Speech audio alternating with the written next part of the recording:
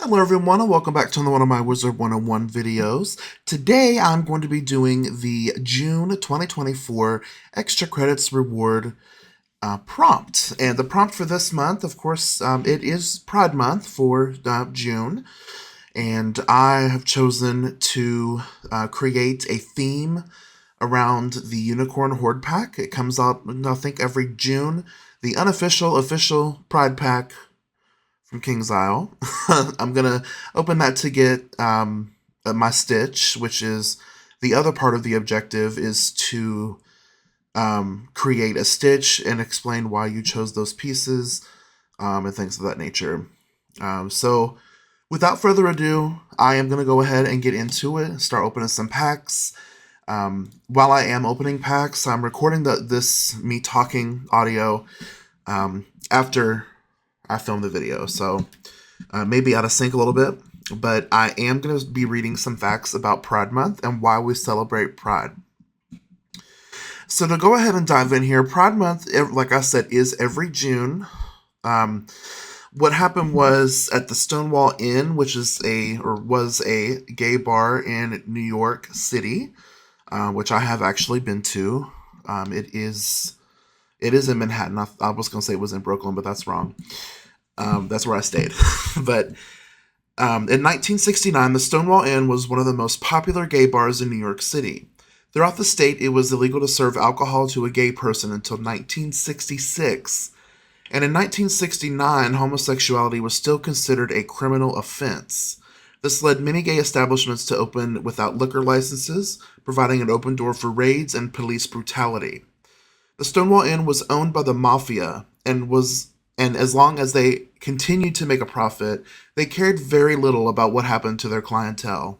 The police raids on gay bars and spaces were not isolated to the East and West Coasts, but were a phenomenon happening across the United States at this time.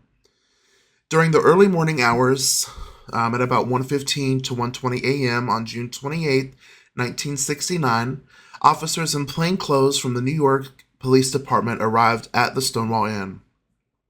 The police justified the raid with a search warrant, authorizing them to investigate the illegal sale of alcohol at the Stonewall.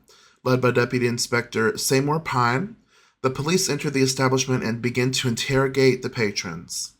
The raid was routine for a bar like Stonewall, but this time events did not unfold accordingly to the inspector's plans. While locked inside, the interrogation of patrons and employees continued. Those who had identification were slowly released into the gathering crowd outside, while others were kept inside the bar in preparation for their arrest. The employees and those that were cross-dressing, or doing drag, were the most visible lawbreakers and therefore the most vulnerable to arrest.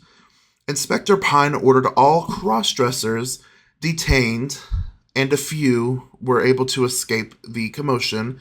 Several were arrested. The resistance raged on through the night, with most of the crowds dispersing by 4 a.m. on June 24th. But the uprising was far from over. Word of the Stonewall raid spread quickly throughout the city.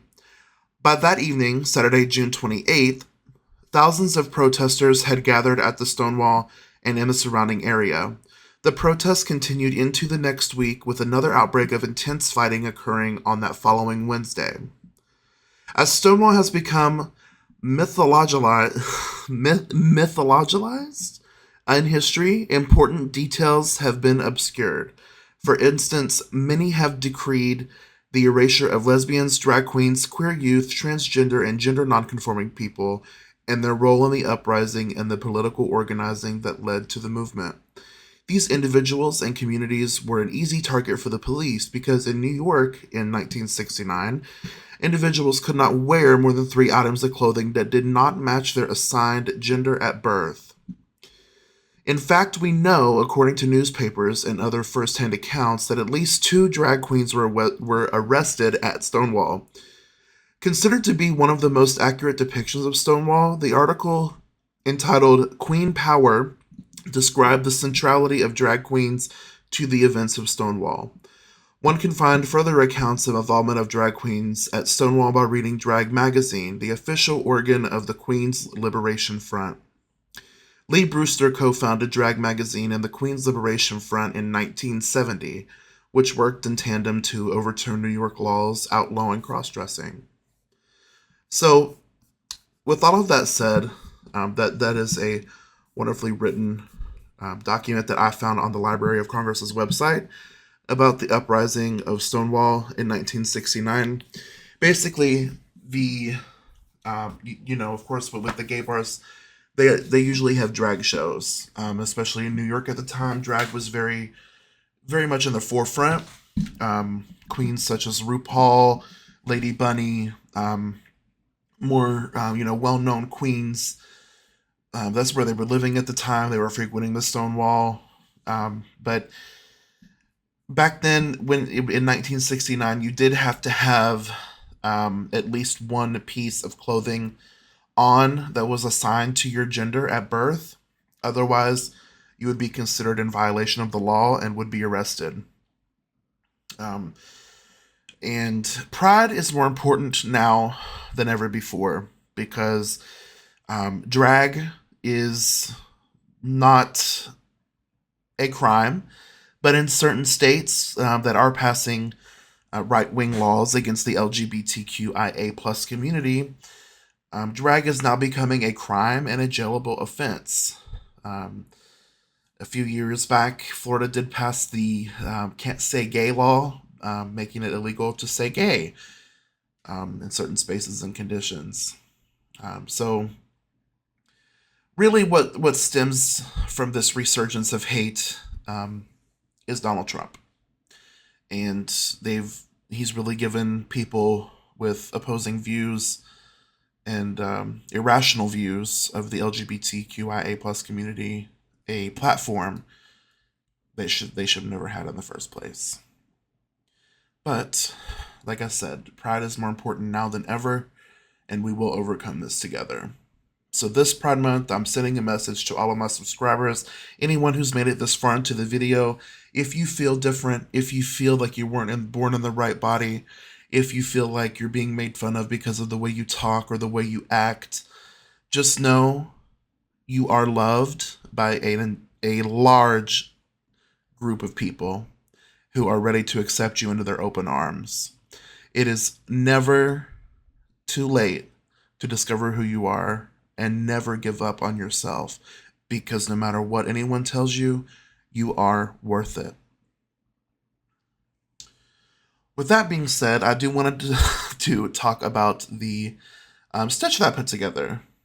So, as you can see, this is the main Pride outfit that I wanted.